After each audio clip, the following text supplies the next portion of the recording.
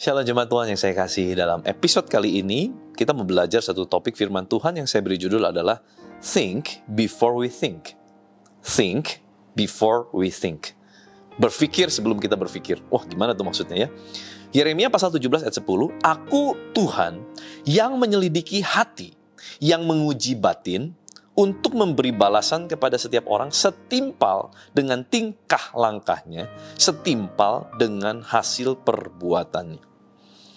Ada quotes yang berkata, careful for what you say and what you do.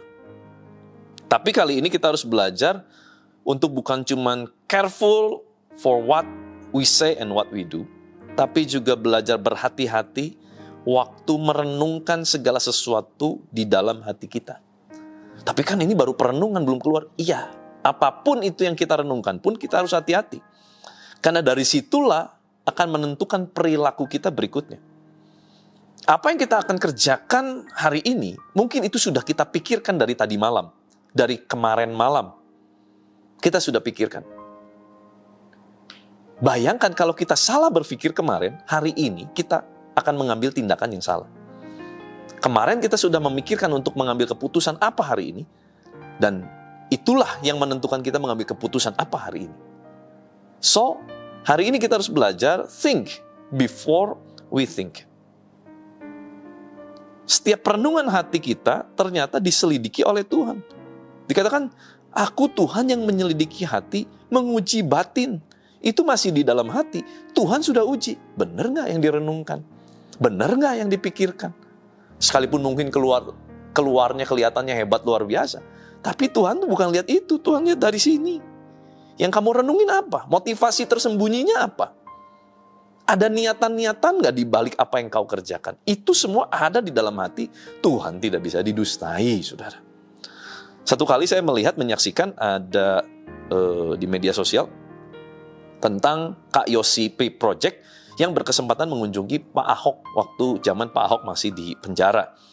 Waktu itu Pak Ahok berkata di penjara dirinya belajar banyak hal. Salah satunya belajar berpikir sebelum bicara. Namun katanya ternyata ada yang lebih yang dia pelajari, yaitu belajarlah berpikir sebelum berpikir. Nah ini benar juga saudara. Berpikirlah sebelum berpikir. Artinya kita betul-betul menyaring apa yang akan kita pikirkan. Saudara, setiap pikiran buruk, negatif, bahkan kita sudah bisa mencap seseorang dengan satu cap yang buruk, itu datang dari mana? Pikiran. Sekalipun orang itu belum melakukan, kita bisa baca, kurang lebih dia akan melakukan apa. Sambil udah gitu salah lagi bacanya. Nah itu adalah pikiran yang belum tentu terjadi. Makanya dikatakan think before we think. Kenapa? Karena Tuhan ini menguji hati. Tuhan bukan menguji perilaku saja. Oh lihat perilakunya. Oh enggak, Tuhan ini menguji batin saudara. Hati nurani kita diuji sama Tuhan. Apa yang kita renungkan? Orang lain gak ada yang tahu. Orang terdekat kita, suami kita, istri kita mungkin juga gak tahu. Orang tua kita gak tahu, anak kita gak tahu. Orang terdekat yang tidur bareng kita gak tahu. Tapi Tuhan tahu. Karena Tuhan menguji dari sini, saudara. Motivasi pelayanan kita apa? Motivasi bekerja kita apa?